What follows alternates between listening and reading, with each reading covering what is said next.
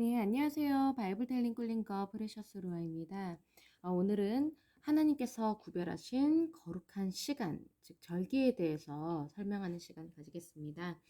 일단 레위기 1장부터 10장까지는 장소의 거룩에 대해서 우리가 다루었었어요. 그러니까 즉 성막, 성소, 하나님께서 구별하신 거룩한 장소에 대해서 우리가 보았다면은 11장부터 22장까지는 거룩한 구별된 백성, 공동체, 거룩한 민족에 대해서 저희가 다뤄봤는데 그 안에서도 가정과 사회에 대해서 나누어져서 저희가 살펴봤어요. 11장부터 15장까지는 가정의 거룩에 대한 부분이었고 17장부터 22장까지는 사회적인 거룩에 대해서 명령하시는 부분이었어요. 그런데 오늘 저희가 살펴볼 부분은 23장부터 해당하는 부분인데 시간적인 거룩에 대해서 그때의 거룩에 대해서 하나님께서 구별하신 시간, 절기에 대해서 저희가 살펴볼 거예요. 이것은 이 절기나 예물이나 제사법이나 하나님께서 말씀하신 모든 율법은 이것을 알고 이행하는 것, 그러니까 가르치는 것, 이 지식을 가진 것은 제사장의 몫인데 제사장들은 백성들에게 이것을 알려주고 가르쳐야 됐었고요. 백성들은 자기에게 요구된 이런 율법을 지키면서 이행할 책임이 있었어요. 안식일을 준수해야 됐고요. 또 요구받은 재물을 가지고 성에 참석하는 그런 의무가 있었고요. 그래서 이렇게 복잡한 어떤 하나님의 율법과 지시사항들은 제사장들이 정확히 알아서 백성들에게 고스란히 잘 전달해야 될 의무가 있었다. 그렇기 때문에 우리도 하나님의 말씀을 지금 배우는 여러분들은 이 말씀을 정확히 듣고 깨달아서 하나님의 마음을 잘 알아서 다른 사람들에게 하나님의 마음과 방식과 방법, 하나님의 뜻을 잘 전달해 줄 책임이 있으시다는 것을 기억하시면서 들으시면 좋을 것 같습니다. 먼저 지금 첫 번째 하나님께서 말씀하신 절기는 일단 기본적인 거는 안식일이에요. 이 안식일은 모든 절기의 기본이 되는 중요한 때인 거고 시간들의 성소라고 할 수가 있어요. 하나님께서 이 안식일을 명령하셨고 모든 절기들은 이 안식일이 확장된 개념이라고 생각하시면 될 것 같습니다. 첫 번째 이제 절기가 유월절인데요. 이 유월절은 하나님께서 이제 애굽에서 이스라엘을 구출하실 때 애굽에 10가지 재앙을 내리셨는데 그 10번째 재앙이 애굽의 모든 장자들을 이제 치시는 거였는데 그 죽음의 사자가 지나갈 때에 이스라엘 사람들은 문지방에 어린 양의 피를 발라놓았기 때문에 장자들이 죽지 않았죠. 그래서 이스라엘은 구원을 받았는데 그 죽음의 사자가 넘어갔다라는 뜻이 넘어갔다라는 의미가 바로 이 유월절이라는 의미예요. 그래서 그때 자신들이 구원받았다라는 것을 늘 기억하게 하시기 위해서 하나님께서는 이 유월절을 매년 지키게 하신 거죠. 예수님께서 이 유월절에 돌아가셨어요. 이스라엘 백성들이 자기의 장자를 구원하기 위해서 죽여서 그 피를 바른 어린 양이 바로 예수님이 그 어린 양이 비유되기도 하는 건데 유월절 어린 양의 피로써 이스라엘 백성들이 구원을 받은 것처럼 예수님께서 흘리신 피로써 그 유월절에 돌아가신 예수님의 피 때문에 우리도 구원을 받았고 우리를 향한 그 심판이 넘어갈 수 있었다는 거죠.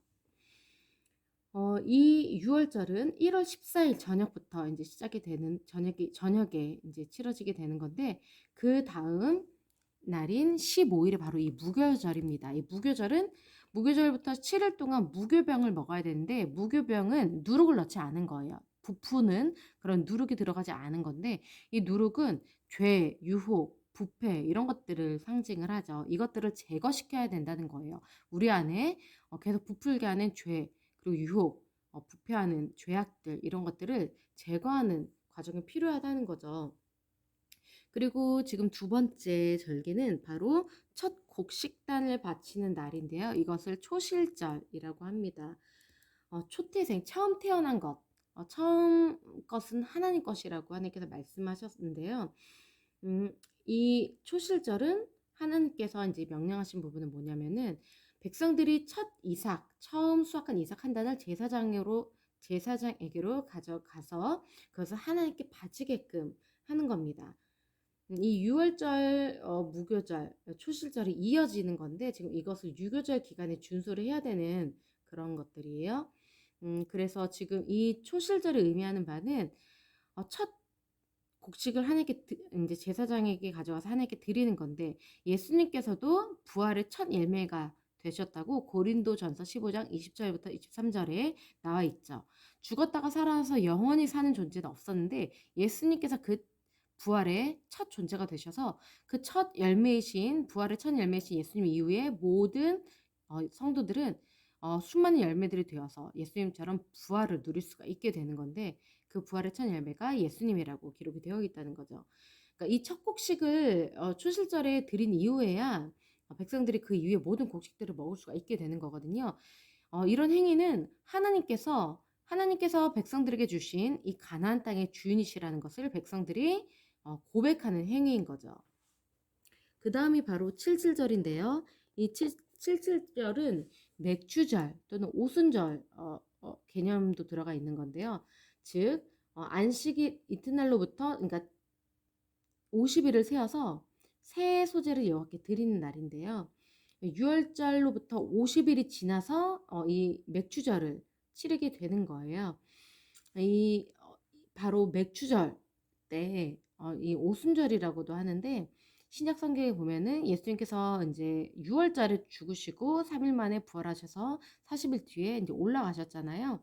그리고 나서 10일 뒤에 이제 성령께서 이 오순절날 성령 강림을 하시는 거거든요. 다락방에 제자들에게 내려오시는 날인데 어떻게 보면 이 칠칠절, 유월절은 칠칠절, 맥주절은 물질적인 복, 하나님께서 추수하게 하신 것을 하나님께 바치고 그리고 사람들을 섬기면서 이제 즐기는 어떤 물질적인 복을 누리는 날이라고 한다면 신약에서 바로 이날 오순절 날에 성령님께서 오셨다는 것은 또 영적인 복을 충만하게 누리는 그런 날이 된 거죠. 그래서 이런 하나님께서 주시는 풍성한 복을 누리는 날이 바로 이 맥주절 또는 오순절이라고 생각을 하시면 되실 것 같습니다.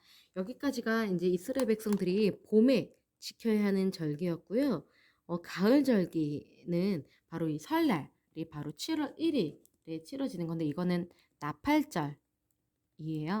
이 나팔절은 7월 1일 쉬는 날에 나팔을 불어서 기념을 하는 날인데요. 한 해의 시작을 알리는 거예요. 바로 7월 1일에 한 해의 시작이 이스라엘 백성들은 시작이 되는 건데 7월의 절기가 이제 3개가 있는 거예요. 7월 1일 날 이 설날이 치러지고 7월 10일에 속죄 일이 있고요. 대속죄일 의식을 치르고 7월 15일에 이 초막절, 즉 장막절을 치릅니다. 이렇게 설날에 나팔을 불어서 한 해의 시작을 알리는데 이것도 예수님께서 재림하셔서 예수님 나라의 시작을 알릴 때에 바로 재림하실 때에 나팔이 울려 퍼지면서 시작이 된다고 데살로니가 전서 5장에 나와 있습니다. 그리고 대속죄일은 이제 백성들이 스스로 괴롭게 하다, 즉 금식하면서 회개하는 날이에요. 회개하면서 이 속죄 의식을 통해서 구원의 날을 이제 기쁨의 날을 누릴 수 있도록 하는 그 중간 과정이 바로 이 속죄 의식입니다. 그래서 7월 9일 저녁부터 10일 저녁까지 안식을 지켜야 되는 건데, 그러니까 1일부터 9일까지는 준비 기간이었고요. 그러니까 이 설날부터 속죄일 전날 9일까지는 준비 기간, 즉 서로 화해를 하면서 마음을 다지는 그런 일이 필수였어요. 유대인들은. 그리고 나서 그러니까 하나님께 죄사함을 받기 전까지는 사람 간의 관계도 화해하면서 얽힌 것들을 풀어야 되는 그런 준비 기간이 있어야 되는 거고요. 7월 10일 날 하나님 앞에서 속죄를 받는 건 거죠. 그리고 7월 15일에 초막절에 여호와를 위해서 7일 동안 초막절을 지키는데요. 7일 동안 초막에서 거주를 하는 그런 기간입니다. 그래서 하나님 앞에서 하나님을 기억하면서 7일 동안 기뻐하면서 즐기는 하나님과 같이 사는 어떤 그런 의미를 가진 절기라고 볼 수가 있겠어요. 그래서 보시면은 이 구약의 모든 절기들이 신약에서 예수님을 통해서 다 성취가 되는데요. 6월절이 아까 말씀드렸듯이 예수님께서 6월절의 어린 양으로 비유가 이제 예수님의 십자가 사건이 6월절의 어린 양으로 비유가 되는 거죠. 예수님께서 6월절에 어린 양처럼 죽으셔서 우리를 심판에서 구원하셨다는 것을 우리가 6월절에서 기억을 할 수가 있는 거고요. 또 이제 무교절 아까 말씀드렸잖아요. 그 누룩을 넣지 않은 음식을 먹는 그 무교절이 바로 예수님께서 무덤 속에서 3일 동안 계셨던, 죽음 가운데 계셨던 그 3일을 의미한다고 생각해 볼 수도 있겠어요. 그리고 아까 초실절이 첫 곡식단을 바치는 그 초실절이 예수님께서 부활의 첫 열매가 되신 거라고 제가 설명을 드렸죠. 요한복음 20장 19절에도 고린도전서 15장 23절에도 나와 있는데요. 그리고 오순절, 맥주절, 구약의 맥주절이 신약의 오순절로 성령 강림절로 이렇게 표현이 된다고 말씀드렸는데 사도행전 2장에 나와 있고요. 그리고 나팔절, 한 해의 시작을 알리는 설날 나팔절이 예수님께서 재림하실 때 예수님 나라의 새로운 시작을 알리는 그런 예수님의 재림 사건으로 연상이 된다고도 말씀드렸는데 데살로니가 4장에 나와 있습니다. 그리고 7월 11일 날 대속죄일은 예수님께서 우리 모든 예수님을 믿는 자들의 죄를 속죄해 주시는 대제사장이 되어 주신다고 말씀드렸잖아요. 예수님께서 우리의 죄를 속죄해 주시는 그 부분이 히브리서 9장에 예수님의 대제사장으로서의 직분을 설명하고 있는 부분이 있기 때문에 한번 읽어보시면 좋을 것 같고요. 그리고 7월 15일에 초막절, 7일 동안 초막에서 거주하면서 기뻐하는 그런 초막절이 바로 마지막 때 요한계시록 14장과 21장에 보면은 예수님의 나라에서, 하나님의 나라에서 영원히 사는 그런 하나님의 나라를 그려볼 수 있는 그런 그런 절기라고 볼 수가 있겠습니다. 그리고 그 다음 절기를 이제 안식년을 보면 좋을 것 같은데요. 이제 중간에는 등잔불 진설병 규정과 신성 모독 율법에 대해서는 예전에도 이제 설명한 부분들이 있기 때문에 참고하시면 좋을 것 같고요. 그 다음 이제 절기가 바로 이 안식년인데, 이 안식년은 자유의 해입니다. 이 안식년은 6년 동안 백성들이 하나님께서 주신 땅에서 열심히 일을 하고 열심히 밭을 갈고 소출을 거두는데 이 7년째에는 그 땅을 쉬게 해야 돼요. 일을 하면 안 돼요. 그 땅을 갈면 안 되는 거예요. 그러니까 그 땅 또한 하나님의 땅이기 때문에 여호와의 안식일을 지켜야 한다는 거죠.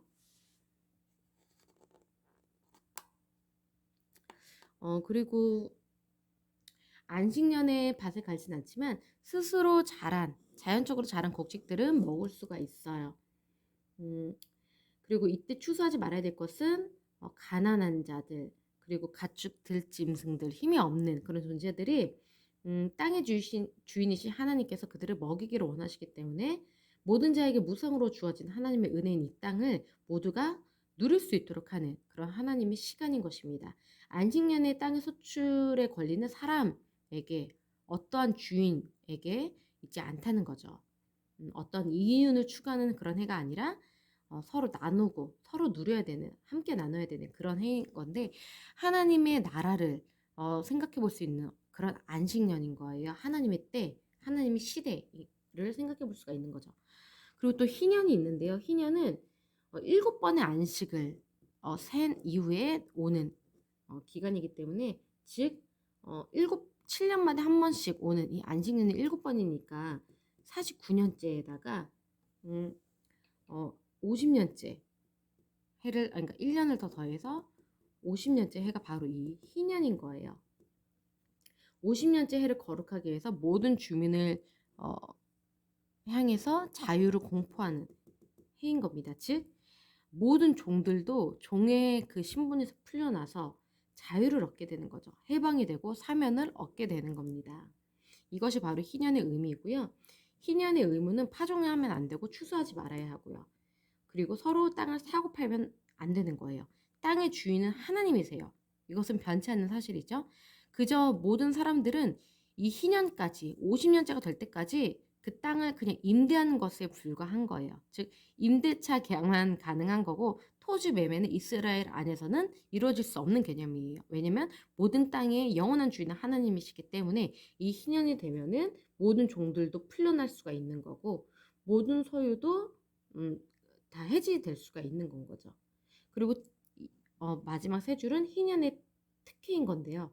약속된 복은 하나님께서 안전하게 이 땅에서 거주하게 해주실 거고 희년에는 아무 농사도 지을 수 없지만 6년째에 3년 동안 쓸 만큼 복을 주실 거기 때문에 아무 걱정이 없어요. 광야에서도 하나님께서 안식일을 제정하시면서 7일째에는 만나를 아침마다 내리는 만나를 거두러 나가지 마라.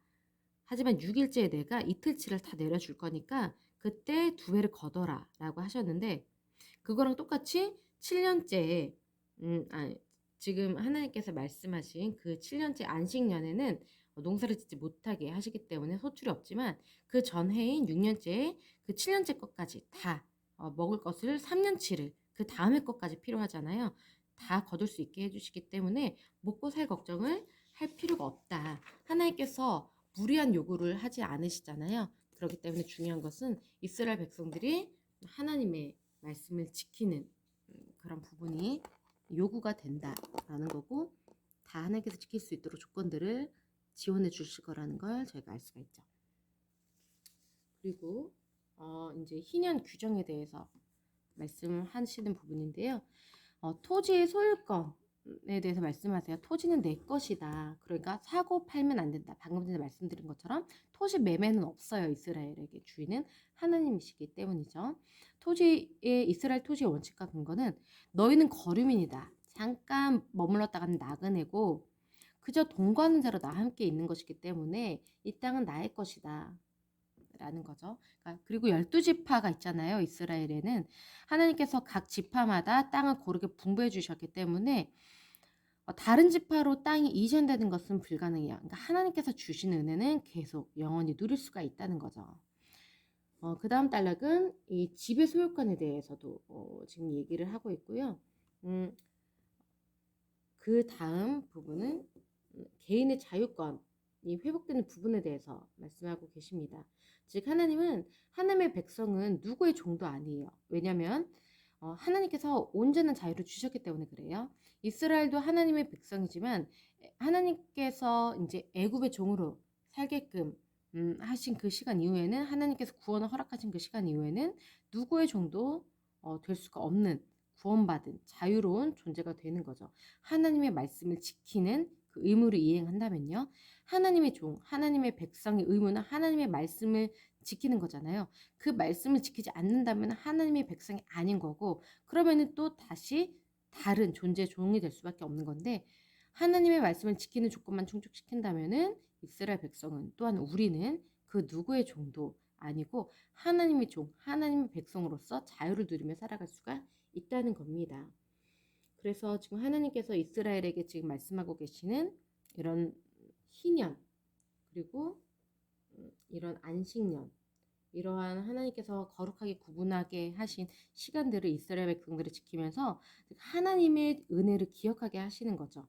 그리고 하나님께서 말씀하신 것들을 이행하는 모습을 보시면서 이스라엘 백성들이 신실하게 하나님을 섬기고 있는지를 하나님께서 확인하고 싶어 하시는 거고, 일상생활 속에서도 그것을 다 멈추고 하나님을 바라보고 하나님과의 관계에 집중하는 시간을 하나님께서 원하신다고 보여집니다. 그래서 우리는 항상 이 땅에서 나그네 신분으로 살아가고 있다는 것을 기억을 한다면은 우리의 땅, 우리의 재산, 우리의 소유에 집착하지 않고 정말 하나님 안에서 자유를 누리면서 정말 행복하게 살 수 있다는 것을, 이런 모든 율법에서 하나님의 어떤 방법과 방식을 연구하면서 우리가 하나님의 성품을 알게 되면서 우리가 그런 자유함을 느낄 수가 있는 것 같아요. 네. 하나님께서는 지금 이스라엘 백성들에게 역시 순종과 불순종의 대가를 말씀하시면서 순종을 요구하고 계시는데요. 너희가 내 규례와 계명을 준행하면 이러한 복을 줄 것이다. 순종의 대가예요. 풍족해질 것이고 평화로울 것이고 번성할 것이고 나와 연합해서 그 복을 누릴 것이다. 영원히 살 수 있을 것이다. 영생할 것이다. 그리고 그 다음 단락은 불순종의 대가인데 정말 길죠. 이 불순종의 대가를 자세하게 설명하시면서 하나님을 떠난, 하나님을 버린 그 죄의 대가가 얼마나 저주인 건지 이제 더욱더 이스라엘 백성들이 알기를 원하시는 것 같아요. 그래서 하나님의 말씀에 불순종한다면 질병을 얻게 되고 압제당하게 되고 기근 탈취당하게 되고 그리고 전염병을 당하게 되고 심한 기근과 살육을 당하게 되고 죽게 되고 수치를 당하게 되고 추방당하고 추격당하고 죄지은 언약 백성은 다 쫓겨나고 오히려 이 하나님의 언약의 땅만 남게 될 것이라는 거. 그러니까 힘의 근원이신 하나님과 분리가 된다면 이스라엘은 힘이 없어지게 되고 망하게 되는 거죠. 비참하게 되는 거고요. 이방인들에게 짓밟히게 되는 거죠. 이스라엘 백성이 하나님의 말씀을 지키면 하나님께서 함께 늘 같이 이스라엘과 계실 건데, 그렇기 때문에 지금 이방 다른 민족들이 이스라엘을 두려워하게 되고 이제 공격하지 못하게 되는 거잖아요. 그런데 이스라엘 백성들이 말씀을 어기게 되면 하나님으로부터 자연적으로 분리가 되는 거고 하나님과 상관없는 존재가 되는 건데, 그렇게 되면 하나님이 공급해 주신 힘, 권능이 사라지기 때문에 이방 족속들에게, 다른 민족에게 다시 밟히는 힘없는 아무것도 아닌 존재가 된다는 거죠. 그래도 백성들이 회개를 한다면 하나님께서 은혜로 그들을 용서해 주시겠다고 말씀하시는 부분이 마지막 부분인데요. 그들이 나를 거스른 잘못으로 자기의 죄, 조상의 죄악을 자복하고 그리고 깨닫고 그 형벌을 기쁘게 받으면, 마음이 낮아지면 나도 내가 그들의 조상들과 맺은 언약을 기억해서 그 땅을 기억해서 언약을 폐하지 않겠다 말씀하십니다. 그러니까 이스라엘은 언약을 잇더라도 어기더라도 불이행하더라도, 즉 신실하지 못하더라도 하나님은 언약을 기억하신다, 지키신다, 신실하신다라고 말씀하시면서 신실하지 못한 이스라엘과 신실하신 하나님의 대조가 되고, 하나님을 사랑하지 않는 이스라엘과 그럼에도 불구하고 이스라엘을 끝까지 사랑하신 하나님이 대조가 되면서 하나님께서 우리를 얼마나 사랑하시는지, 하나님의 사랑이 얼마나 크고 높은지 깊은지 그 하나님의 은혜를 가늠할 수가 있게 됩니다. 그리고 레위기 마지막이 이제 헌물 규정인데요. 하나님께 사람들이 헌물을 드릴 때 어떤 율법에 의해서 드려야 하는지가 나와 있습니다. 그래서 사람에 대한 부분, 사람의 값을 여호와께 드리기로 했을 때, 그리고 가축, 그리고 집, 그리고 밭, 이런 것들을 하나님께 드릴 수가 있는데 하나님께서 말씀하신 규칙에 따라서 하나님께 드려야 되는 거예요. 그리고 의무로 드려야 될 예물에 대해서도 밑에 나와 있고요. 하나님께서 어떤 것을 받으시고 어떤 것은 받지 않으시는지, 이스라엘 백성들이 하나님께 예물을 드릴 때 마음대로 드리는 것이 아니라 하나님께서 말씀하신 대로 하나님께서 기뻐하시는 방식으로, 방법으로 드려야 되는 거잖아요. 이 헌물 규정으로 레위기가 마무리가 됩니다.